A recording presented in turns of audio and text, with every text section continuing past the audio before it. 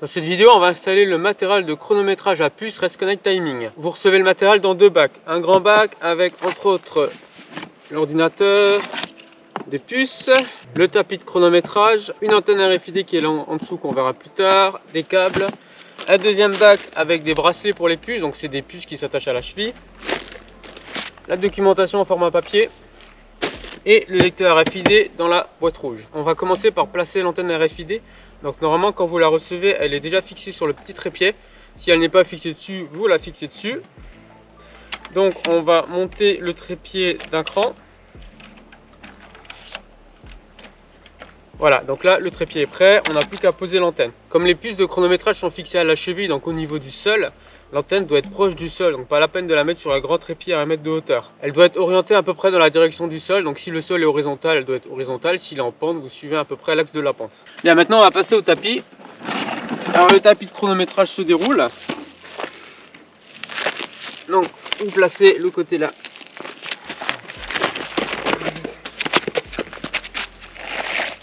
Sur le bout, vous placez un petit poids pour essayer de le garder bien au sol. Donc le tapis, deux choses à savoir. Premièrement, c'est ce qui va vous servir comme ligne d'arrivée. Donc il faut vraiment le positionner sur la ligne d'arrivée. C'est là que le chronométrage sera fait. Ici, vous avez une petite étiquette sur le tapis avec la fréquence inscrite dessus. Cette étiquette doit toujours être vers le ciel. Si vous la mettez vers le sol, vous allez chronométrer uniquement des taupes. L'antenne RFID doit être à peu près dans le prolongement du tapis, à peu près 50 cm derrière. Donc là, on est bon. Maintenant, ce qu'on va faire, c'est qu'on va sortir le lecteur RFID. On a le câble réseau pour le brancher à l'ordinateur et le câble d'alimentation pour le brancher sur le 220 volts. Maintenant, l'ordinateur avec déjà le logiciel préinstallé dessus. Maintenant qu'on a tout placé, donc l'antenne, le tapis, l'ordinateur et le lecteur RFID, on n'a plus qu'à tout brancher. Donc, on va commencer par le tapis. Donc le tapis, vous avez 4 branchements. Les 4 branchements sont numérotés, donc on va chercher le numéro 1. Ici, là, on peut voir le petit numéro 1. Donc vous branchez le numéro 1 au premier port du lecteur RFID.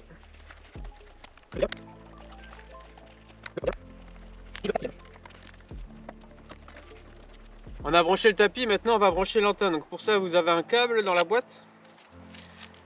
Donc ce câble, il y a un côté qui a un diamètre un peu plus gros que l'autre côté. Donc le plus gros, vous le mettez sur l'antenne, vous ne pouvez pas vous tromper. Et l'autre côté, vous le mettez sur le port 5 du lecteur RFID.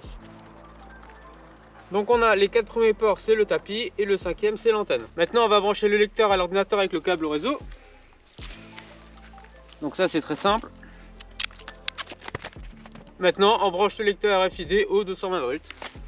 Voilà, le lecteur RFID s'est allumé, il a fait un petit bip, donc maintenant il ne nous reste plus qu'à chronométrer. Donc pour ça, je vais déjà prendre une puce. Les puces, elles sont rangées par paquet de 20 comme ça. C'est des riselants qui s'ouvrent, ils sont réutilisables, donc ne les coupez pas s'il vous plaît. Vous avez une petite languette là, vous appuyez dessus, vous pouvez l'ouvrir.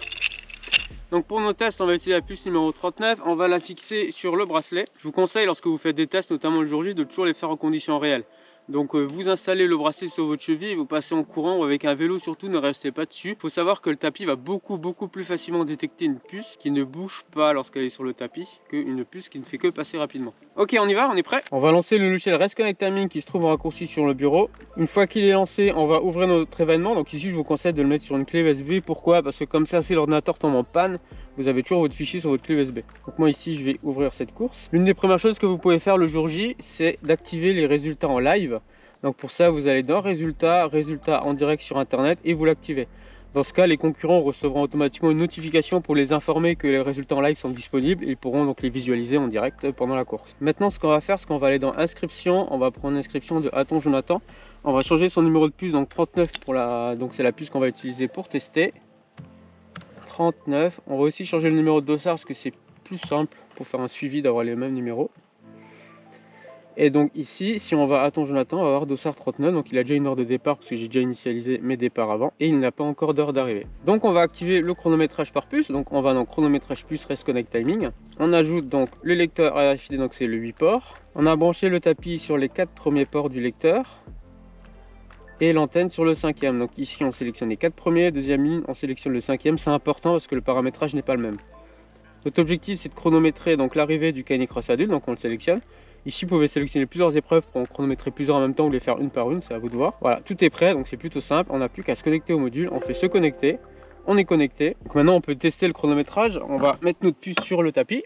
39. Et elle est donc détectée ici, donc ici elle est détectée en boucle, hein, c'est vraiment un outil pour tester. Si on l'enlève, elle n'est plus détectée. Donc le fond bleu reste pendant 10 secondes, c'est pour vous permettre de visualiser les dernières puces détectées. Donc ici, comme ça fait plus de 10 secondes qu'on n'a rien détecté, tout est passé au blanc. Donc maintenant on va pouvoir chronométrer donc à ton Jonathan. Donc là tout est en place. Donc maintenant si je mets la puce sur le tapis, elle va être détectée. 39. Voilà, donc je suis passé à 11h38 5 secondes, ça a automatiquement calculé mon temps de course. Donc maintenant ce qu'on va faire, c'est qu'on va faire un test réel. Donc je vais commencer par enlever mon heure d'arrivée.